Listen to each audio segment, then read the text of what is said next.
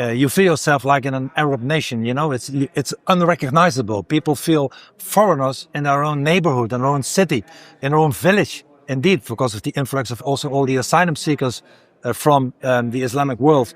And it's not just something that we are unhappy about. It's an existential threat, you know.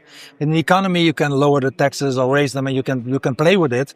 But Islam is an existential problem because if we won't stop it, it will end our freedom. You know, I'm convinced that Islam and freedom are incompatible. Go to look at any nation today in the world where Islam is already dominant and strong. You see a total lack of freedom. You see a lack of independent judiciary. You see no civil society. You see everything is lacking. And that.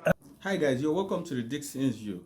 Yes, we've been complaining about illegal immigrants all around the world, more especially the United States of America, Great Britain, and the Europe. The problem now and our focus today is how the illegal immigrants really much a threat than the Islamic invaders. Let's watch this video together so we can have a more understanding of what is really going on. We play your videos on my show all the time. You have been way ahead for years and years on the issue with radical Islam and integration and immigration and borders and all of these things. So to be here at CPAC in a country that has proper borders, unlike your country, I suppose it's satisfying in some sense, but probably also a little depressing in a way.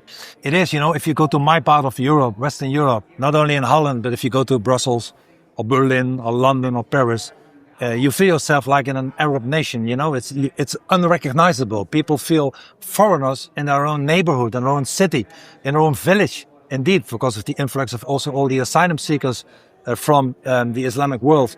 And it's not just something that we are unhappy about. It's an existential threat, you know.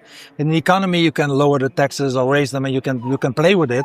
But Islam is an existential problem because if we won't stop it, it will end our freedom. You know, I'm convinced that Islam and freedom are incompatible. Go to look at any nation today in the world where Islam is already dominant and strong. You see a total lack of freedom. You see a lack of independent judiciary. You see no civil society. You see everything is lacking. And that at the end, we are becoming like a second Iran today. And that is something that the people do not want. And that Hungary indeed does not have. A young girl can here go with her girlfriends, with her friends on the street to a party without being arrested. In Holland, it's almost impossible to happen. Almost unthinkable. And my friend Ayaan Hirsi Ali, obviously you know the story of Theo van Gogh, and just slowly what has happened to all of the European countries. Why were you ahead on this? Why were you talking about this so much earlier? Because now it's more okay to talk about. It's still controversial, but you were doing this long time ago. Well, you know, when I was a teenager, I lived for a few years in Israel, in a moshav, also for half a year in the Bikat HaYarden, in the Jordan Valley. And at that time, the Lebanese border was safe, but the Jordanese border was not. So at that time, I was 17, 18, 19 years old.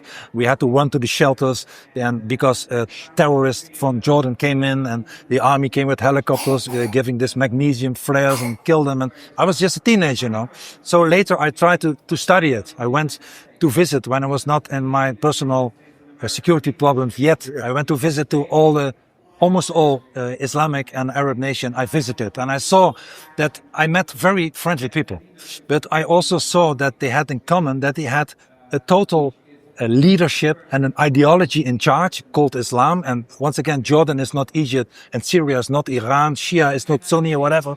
But they all have unfreedom in common. And we are importing it. The French did at the beginning from Algeria. Other nations did it from their former colonies or just open borders. And you saw our identity changing. You saw our values changing. You saw the Sharia growing. You saw that freedom was lacking. And I thought, well, we have to stop it. And it's not easy to do it, you know. I've got many fatwas. I've been taken to court.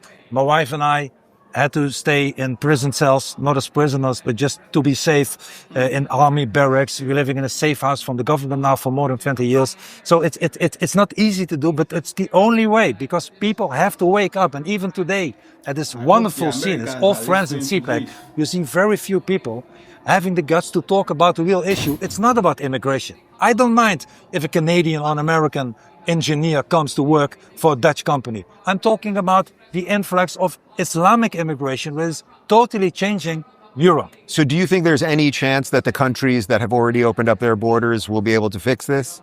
Well, you know, it's 2 minutes to 12, maybe even 2 minutes over 12. But I'm a politician, so I by nature, I am and I have to be positive. And you see also in Europe that parties like mine in many countries are getting stronger. Are maybe not leading everywhere, but are getting stronger. And the people are fed up. Unfortunately, it has to get worse because before it gets better. But we cannot afford to wait much longer, you know, because it's very difficult to reverse it. And we should reverse it. We should de-Islamize our society. If you don't adhere to our values, if you want Sharia law instead of our constitution, if you believe, as many Dutch Muslims do, more than 60% believe that the rules from the Islam, the Sharia law, that's what they said in a poll from a leftist university who polled it.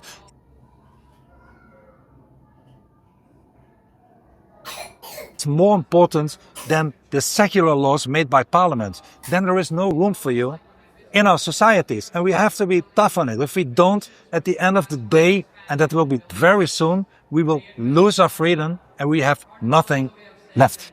Now that we have had him from his own country down to the UK, Great Britain, and every other part of the world, I hope people will understand what exactly is going on. Now, the problem is not just the immigrants, but what are they? Who are these immigrants? What are their aims? What are their motives in the country where they are trying to seek for asylum? What are their main agenda? What are their reasons of going there? Are they going there to seek for a better life, or they are going there to set a parallel society against the interests of the indigenous people of those countries?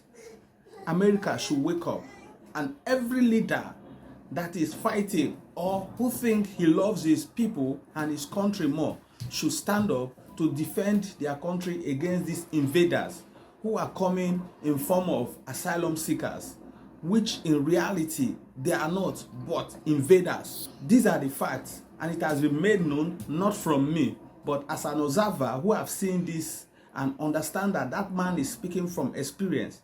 I urge the Americans and other Western leaders should take actions and protect their society. These are our thoughts today, and that is what we feel is right. Let's know what are your thoughts as well in the comment section. See you in our next video.